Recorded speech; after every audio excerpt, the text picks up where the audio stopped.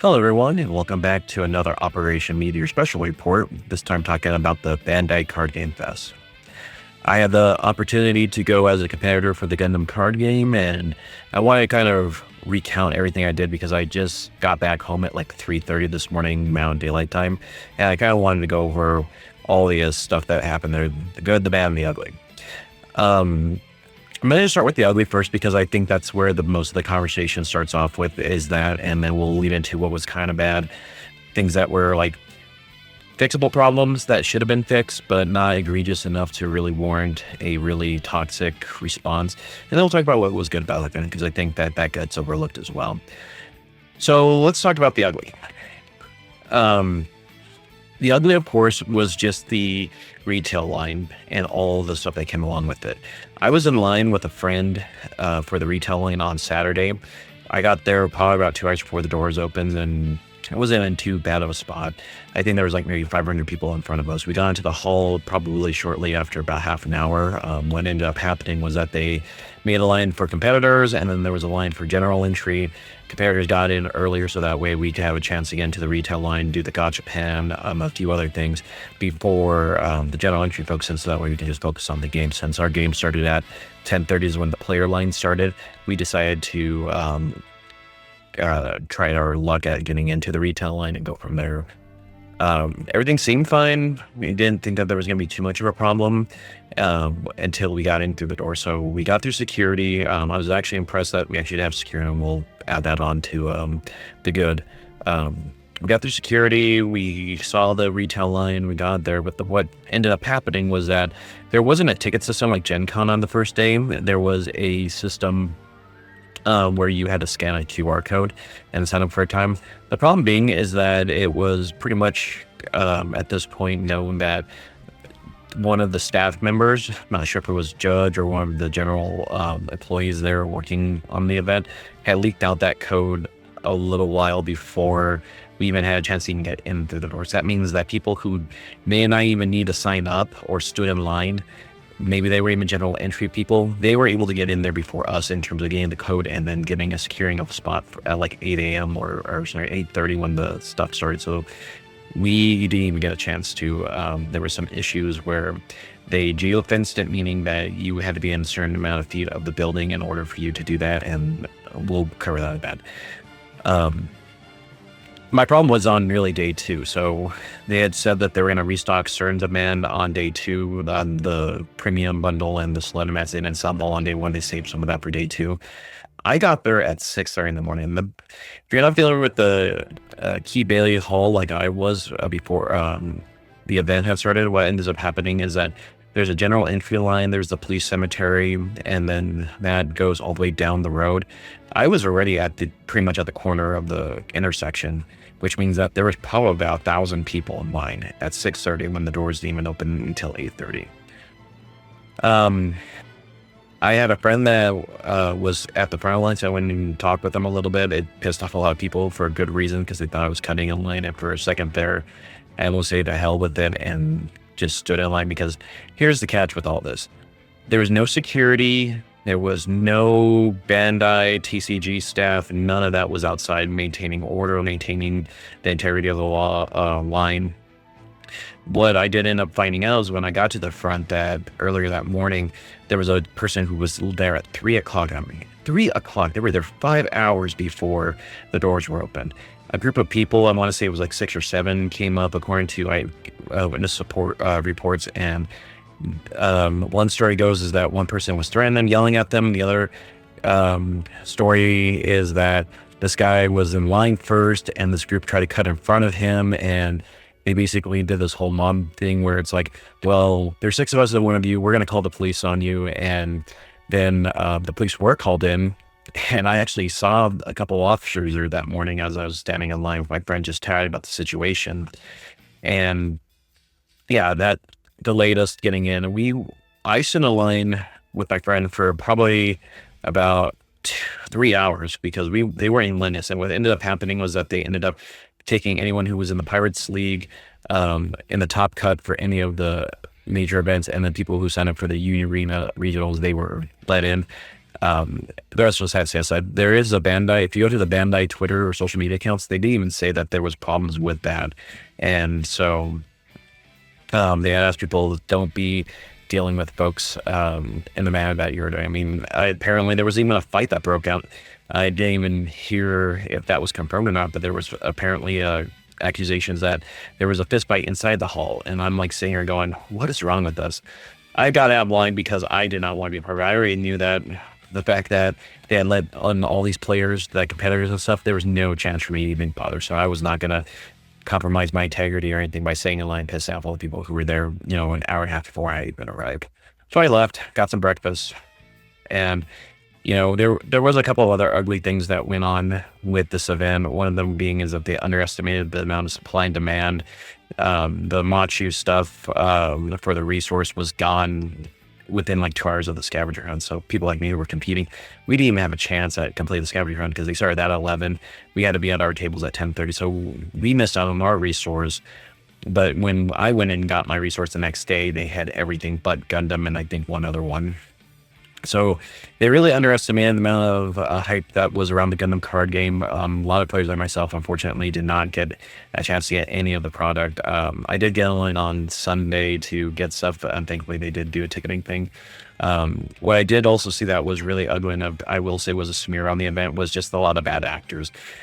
There was people who were trying to cut in line. There was people who were trying to go through other means, try to use the general entry and sneak in.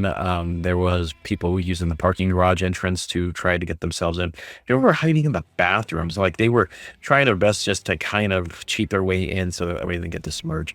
I think the one thing that annoyed me the most was that there was such a huge demand for people wanting to get the Soletta, Mercury, and Nerione's Madden resources that I think it just put a huge damper on what would otherwise be a pretty okay event. But yeah, I think the overall organization of the line and everything else caused too many issues and it really put a damper on things. I think even people were starting to take it upon themselves to start dealing with folks.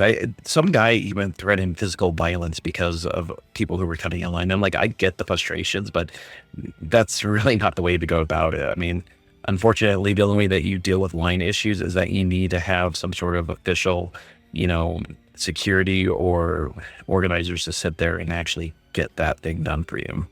Otherwise, who's to say who's cutting or not? I mean, it's word, if you have, like I said, there was a group of 6 people who got a guy ejected because they said that they assaulted him in the police report, and then screwed up the whole day for a lot of folks. And I think that was really the unfortunate part about it, is that it was already a bad situation that was made worse because of a lot of bad actors. So we'll go on to the bad. So these are things that could have been fixed, but they didn't really draw a damper on things. They were just annoyances that kind of just made things tougher than they should have been. So I'll start by saying that the layout of the area was not optimized. You have about 3,000 to 4,000 people in this area, and they only had one bathroom, one. And I'm sitting here going, you have so many people in this hall. You have one bathroom for male, 2 for women, but what do you do with that, right? I mean, I try to, my event started at 11. I was trying to get into the bathroom and it was about 10 minutes and it barely moved. I mean, that's not acceptable. You have so many people here trying to compete, trying to use the bathroom, that it's like, what do you really do with that? I think that was another bad take on what you could have done better. There was 3 bathrooms available, but they just closed them off just based off the design. And I don't get that. I mean, the only other way that you could have done was you had to go out through security, go use a restroom that's about 5 minutes away from the hall, walking, and then run back in and go through security in the event that the bathrooms were still backed up. I think Bandai misunderstood how many people that they had in terms of that and just relied on last year's experience. But from what I've been told by people who were there last year, the amount of people here to last year, this year was just way too much of a difference that they couldn't get an accurate count. I know that there's a whole thing about you have so many people in there, but there were some issues with that. Second thing was side events. Side events, they use QR codes as well. I think that as much as it is a convenience, QR codes are not exactly the most reliable pieces of information, because if you have 2 people slamming a website, or they're having poor connectivity, it's just not going to work out, especially when those things end up happening to folks. People were having issues with refunding event stuff. They had to get a whole technical support just to get a refund for events that they couldn't compete in because of various reasons. I think it was slightly unclear about how to get inside events. It seemed like the wording was you stroke an area, you get in, but if you're on a wait list, you're already on there. It just wasn't really that clear. And I think that just having one sign was having too little of an issue. Other bad things, I guess that's really kind of the top of it. I mean, we had so many things that went terribly wrong that just the minor stuff just seems so small comparisons that you just don't really want to talk about it. I think the only other thing I would say is just the lack of overall ability to do stuff in the area was kind of rough, because I was there Sunday. I couldn't get into any events. I couldn't get into, I got waitlisted and nothing turned out. So about like 2 o'clock, I said, forget it and left. I think if you were there on general entry and you didn't get in on Saturday, your chances on Sunday were even worse. And you might have just fallen out for $500 just to do nothing aside from a couple of gachapons and a small chance at doing that. If they're planning on this many people being here, they need to staff up a little bit better. I know that there was probably a shortage of staff there because of it, and I don't know what you really do about it aside from do better. I mean, we've got another one coming up in Vegas here shortly that I'm hoping that we can deal with it. So let's talk about what went right. So what went right was this, is that registration was pretty smooth. All they did was ask you for your Tixer, email, and your Bandai TCG Plus app. I was there, I got all my stuff. Or like at the EX base, plus resources. I got one because I also had signed for General Assembly, because I signed for General Assembly because I wasn't originally a competitor. I got both, so I was able to get 2 packs of stuff for that event. So depending on my channel does, I might end up, using that as a giveaway if it gets big enough. If not, I might just toss it to a friend and, for all the work they put in with me to help me with this game. And then, so registration went smooth. I think that the event was run really well. I ended up having no issues getting people pairings pushed to me, even with the amount of people in the hall. On my app always worked. I could easily see what table I was on and register results. There was no conflicts or anything. I think the only thing that was a little weird was that people didn't sit down at the right table in the last round, which messed things up, because that messed up some of the stuff with the scheduling on the, for like best of, I think that they were on the lower end tables, but I think that still messed up enough of the situations, because at one point I was at like 152 and then I got to 247 because they had to make adjustments on the spreadsheet for the people who were sitting at the wrong tables. They gave out the packs. I don't know if that was good or bad. I didn't come in the middle. I think that was just business. I mean, you have 128 people who made top 256 getting packs. They wanted to confirm your name and your they want to confirm your name with an ID and make sure you had your Bandai up. I mean, what do? I mean, you have to cross-check that just to make sure people aren't DM products who are trying to cheat it just by having a screenshot of the app or something. So I think pricing was fine. The judges and organizers were fine. I think the layout was perfectly fine. We had a huge screen that you can see from all over the competitors area that showed you the time and everything on there. So you don't have to worry about people pull out cell phones or anything. No food or drinks were allowed. So free table space as well. I think the seating was perfectly workable. I felt like aside from like one area of the place, I had plenty of elbow room to set up my dice tray, and everything else I think is on there. And overall, the community was actually, in the comparative grade, was good. I didn't have a single bad case of bad odor or anything, so I'll take that. I've been to too many events that was a problem. So I kind of want to end this on some good notes. So what can we do better in the future, right? Well, I mean, one of the first things that you should be doing is that if you were a competitor, fill out the survey. It's not, you guys have to look in your history and just find it. If you were waitlisted or dropped from that, you won't get access to that survey. But if you had a general assembly ticket and you have a survey, I would strongly encourage you to fill it out and put your comments on that, since Bandai it goes straight to Bandai, not to Play TCG. So let them know about how bad the lines were. Let them know how unfair that QR system was. Do your due diligence to give feedback for this event, so that way they take it seriously. I think this whole, well, they're not going to change anything. Yeah, sure, but you got to do something, right? The second thing I would do is talk about social media. I mean, make sure you use the hashtag Bandai Fest or Bandai Card Game Fest or one of the one prevailing ones to get the message out there. I mean, they're doing it in a tactful way. Like, don't attack the staff members. Don't, unless you have actual proof, don't actually toss out names or anything, but at least put it out there how bad your experience was, if it was that bad, how they could improve, do things like that. I tried my best on both Saturday and Sunday to try to do a little bit of good. So what ended up happening was that at the competitors event, some guys needed tokens. I helped them out with that. And some guys needed sleeves. I had a guy who helped me in one of my matches. I shuffled and I felt something wrong, and my sleeves were one of my sleeves ripped open in the middle of a shuffle. And so we called the judge over. He helped me re-sleeve without even look at my cards. Thank you again for helping me with that. I really appreciate that, for being understanding and helping me out and keep our game going. We didn't even need the extension because our game went that quick. And I really appreciated that.